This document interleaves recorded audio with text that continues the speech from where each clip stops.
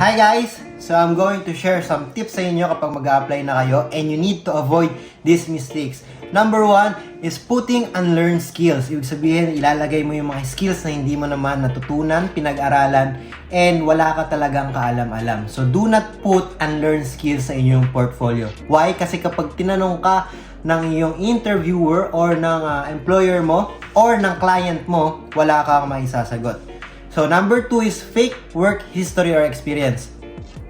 Huwag ka maglalagay ng fake history dahil kapag hinanapan ka ng iyang credentials or ng nag-background check sa'yo and wala kang naipakita, malaking minus points na agad sa iyo kapag ka nag-a-apply ka. So, make sure na wag ka magsisinungaling. Sa panahon ngayon, ang daming gumagawa ng fake it till you make it. Pero, dali nang malaman na mga client natin kapag wala tayong experience or meron talaga doon sa larangan na yon.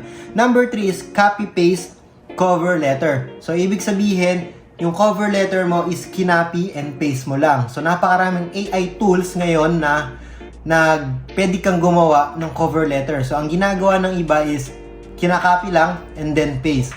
Hindi na nila pinaparaphrase. So, ako, I'll tell you honestly, ginawa ko siya nung nag-i-start ako as a virtual assistant. But, ang ginawa ko is, kinopy ko, pero pinaraphrase ko din. Hindi ko kinopy ng buo. So, number 4, not reading the job description. Ibig sabihin, hindi mo binasa kung ano man yung ina-applyan mo.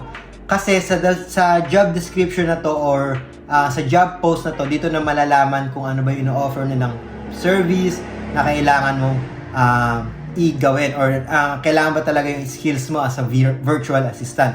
And then number 5 is not prepared for interview. Hindi ka prepared sa interview mo. Wala kang kaalam-alam, hindi ka nag-background check sa company ng iyong client or business. Basta in-applyan mo lang. So make sure na alam mo yung pinapasok mo bago ka sumalang sa interview.